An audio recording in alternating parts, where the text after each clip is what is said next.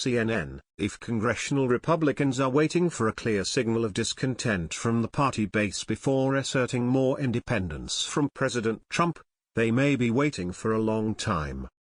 That's not because Trump has some distinctly powerful hold on his party rank and file. It's because through the history of modern polling it has been rare for a president to face widespread defections from voters in his own party. That's been especially true for Republicans. In Gallup presidential job approval polling dating back to the 1940s, only one Republican president has ever drawn support from less than half of his party's partisans, Richard Nixon, twice in the final months before the Watergate scandal forced his resignation in August 1974. And even Nixon remained safely above 50% with Republicans through most of his long ordeal.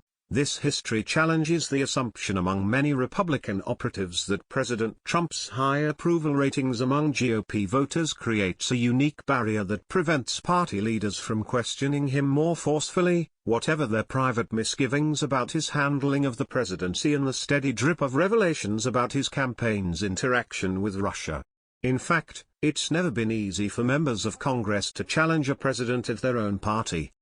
When senators and House members have done it, they have almost always been leading, rather than following, public opinion, especially among their own voters. And yet in earlier generations party leaders have taken precisely that risk when they concluded the national interest demanded it.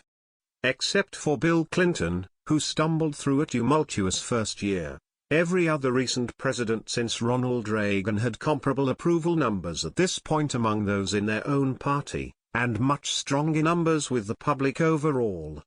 In early July 2009, Gallup recorded Barack Obama's approval rating among Democrats at 92%. At roughly this point, George W. Bush stood at 88% with Republicans, George H.W.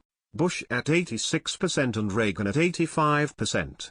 In sharp contrast to Trump, each of them drew positive job ratings from a majority of the broader public. Clinton's numbers 6 months in were slightly below Trump's in his own party, and above them with the overall public. Perhaps even more important, Trump's political position now is no stronger, and in some ways clearly weaker, than that of other presidents when they were confronted by senators and House members from their own party at key moments in the past half-century, pivotal in sparking broader skepticism about the war. One such example came in 1966 when Democratic Senator William Fulbright of Arkansas, the chairman of the Senate Foreign Relations Committee, defied President Lyndon B. Johnson to begin a landmark series of televised hearings questioning the progress of the Vietnam War. When Fulbright convened the first hearing in February, Johnson's approval rating in Gallup polling stood at 74% among Democrats and 61% with the general public. The hearings, as historian Robert Mann wrote in A Grand Delusion, his epic history of Vietnam and Congress, incensed LBJ, who resolved to do whatever he could to undermine the committee's proceedings. Yet Fulbright pressed forward, and historians now consider the hearings pivotal in sparking broader skepticism about the war.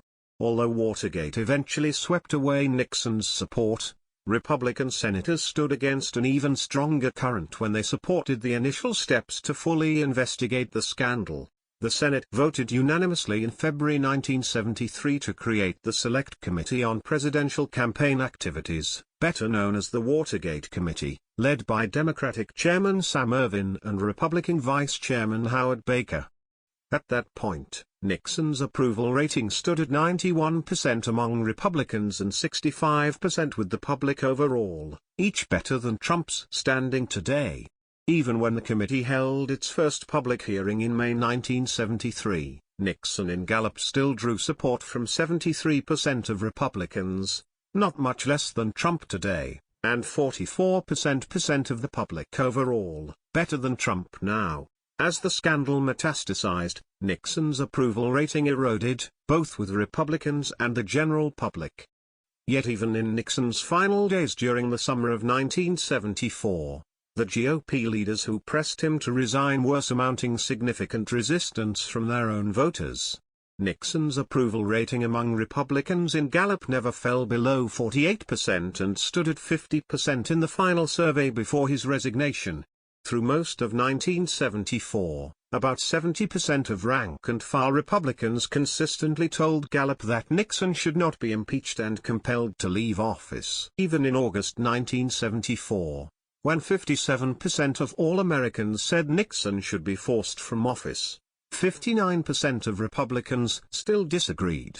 And yet all three Senate Republicans on the Watergate Committee signed its damning June 1974 final report, and senior party officials, including former presidential nominee Barry Goldwater and the Republican leaders in the House, John J. Rhodes, and Senate, Hugh Scott, joined in creating the irresistible pressure for Nixon to resign soon thereafter. Few presidents have been more iconic for voters in their own party than Ronald Reagan. But just as during Vietnam and Watergate, many of his own party's legislators demanded a full accounting after the Iran-Contra scandal erupted in late 1986. In January 1987, virtually every Republican in both the House and Senate voted with Democrats to create bipartisan select committees to investigate the complex arms for hostages scheme. At that point, Reagan's approval rating in Gallup polling stood at about 80% among Republicans and nearly 50% with the general public. Again a stronger overall position than Trump now. The two chambers quickly merged their dual investigations into a bipartisan Joint Committee on Iran-Contra, which released a highly critical report in November 1987.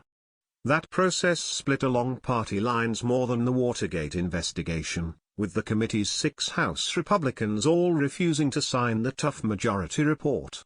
But 3 Senate Republicans did sign that report, even though Reagan's approval rating around that time in Gallup remained at about 80% among Republicans and 51% overall. Congressional Republicans may genuinely believe Trump's actions, particularly on Russia, do not deserve more systematic scrutiny and questioning than Congress has provided so far.